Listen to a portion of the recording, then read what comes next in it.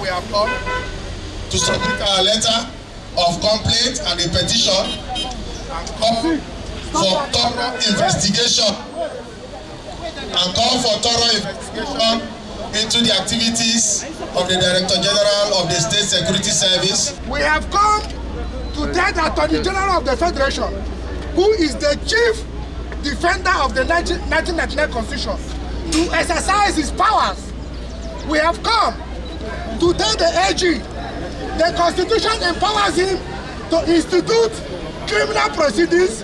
The Constitution empowers him to take over, continue or discontinue any criminal proceedings. We have come to tell the Attorney General that the DG of the CSOs has filed a secret motion ex parte, and the Chief Judge of the Federal High Court disgraced them in that application by telling them in his ruling that they cannot use the Federal High Court to commence an irregular proceeding against the CBN governor.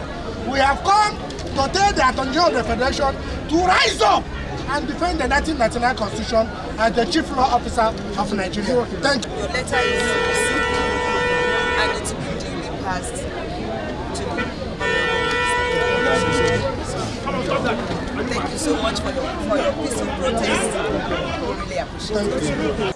Fellow Nigerians, we have firmly in our custody genuine hardcore evidence of a plot by the State Security Service to frame the Governor of the Central Bank of Nigeria, Mr. Godwin Emefiele, for terrorism financing. The plot to pick him up and keep him away for at least 60 days in solitary confinement, which would pave way for the forceful removal of the CBN governor from office and destabilize the President Buhari-backed CBN economic stability and reform efforts, especially the new currency design and cash withdrawal limit policies, which in the immediate will help achieve President Buhari's promise for credible election in 2023. Sometime within the first week of the month of December, we intercepted credible intelligence about a plot at certain high places in government to stop the central bank governor, Mr. Godwin Emefiele, by all means, and his policy to redesign the Naira with its January 31st, 2023 deadline, and also to put a stop to the cash withdrawal limit policy of the bank, scheduled to start on the 9th of January 2023. The plotters admitted that their major challenge was that the president had fully approved the policies, but agreed that the president's approval would not deter them. They also agreed that they would not be able to get the president to bring to effect Section 11, subsection 2, sub F of the Central Bank Establishment Act, which empowers the president to remove the governor of the central bank.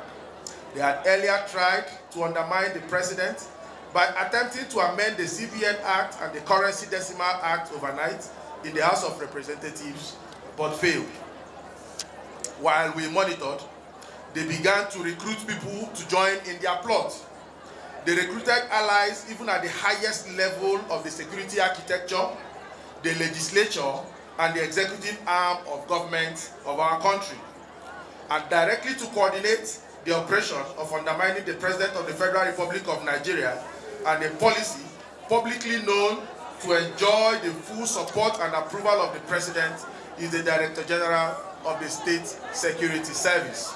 The filing of cases against Mr. Emefiele to ensure he ceases to be in office as the Governor of the Central Bank of Nigeria, latest by the end of the year, as these plotters resolved. We believe that the plot further included carrying out activities which would have put the life and person of Mr. Emefiele in grave danger. The coincidental travel of Mr. Emefiele to the United States of America with President Muhammadu Buhari may have put this aspect of the plan to a halt. We must state that the nation is in shock. Our first reaction as political parties, chairmen, when we got this information was that of disbelief. However, when we inquired further and saw the hardcore proof that this was true, we are jolted at the impetus and impunity exhibited in this entire grand design. We cannot believe that officials who are supposed to be the gatekeepers of our society are now the ones breaching the law without care. It is unbelievable that a security agency will claim that it had conducted investigation and labeled a man a terrorist, yet allow that same man to have access to Mr. President. As political party chairman, we lauded the cash withdrawal policy of the Apex Bank because we believe it will make it difficult for vote buying to occur or for politicians to have access to untraceable cash with which to compromise the various aspects of the election. Nigerians will recall that we had earlier urged the president to do all he can to keep his promise to the world to conduct credible 2023 general elections.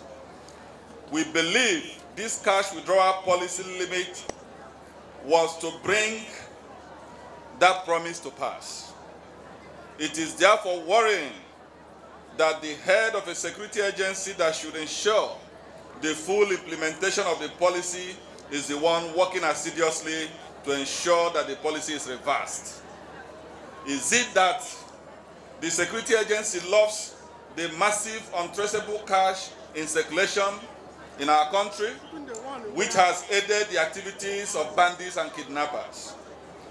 As political parties, we condemn this action of labeling an innocent man a terrorist just to remove him from office and call on Mr. President to immediately act and sanitize the system so that this will be a deterrent to others who may have such subversive intentions. As leaders of various ethnic youth leaders in the country, we first of all condemn the act of making false allegations against any person. In particular, we condemn the labeling of the CBN governor as a terrorist by the SSS. You can accuse Emefiele of anything, but to call him a terrorist, that is unbelievable. Furthermore, we condemn the attack on the policy by governors as they are major cause of the poverty ravaging the country. These are people who did not use the bailout funds they collected from federal government for payment of salaries.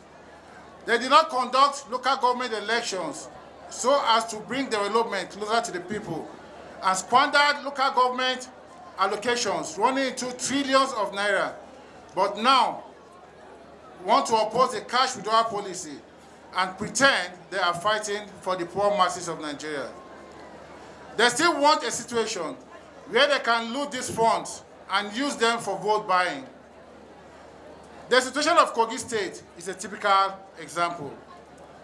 The comments of these governors are undermining President Muhammadu Buhari and any effort to strengthen our economy. Finally, we comment on the activities of Honorable Gudaji Kazauri. We caution him to stop the obviously untenable figures he is banding because the plot has been exposed. To victimize innocent citizens. It is worthy of severe punishment by the President against all officials of his government who played any role in his plots to destabilize the government. We call on the Attorney General of the Federation to swing into action and unravel those who were involved and the roles they played to undermine the President.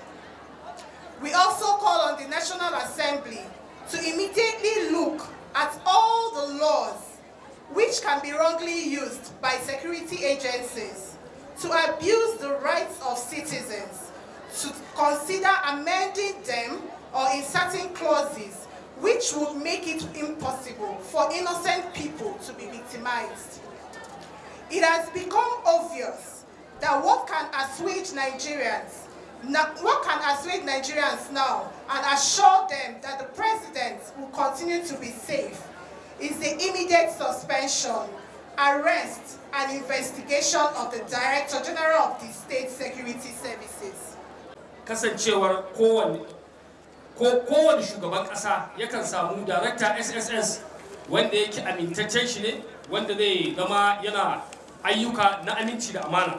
Amma abin mamaki yadda shi wannan Director SSS yake wa mai girma shugaban ƙasa kafan angulu akan ayyukan da ake akan abubuwan da suke faruwa a tsakanin nan. Abin damuwa ne kwarai yadda yake gudanar da wasu ayyukansa yana zargin shugaban ana zargin shugaban ƙasa yana nuna rashin ƙauna ga al'ummar ƙabilar Igbo da ke Najeriya, wanda yake ba haka bane.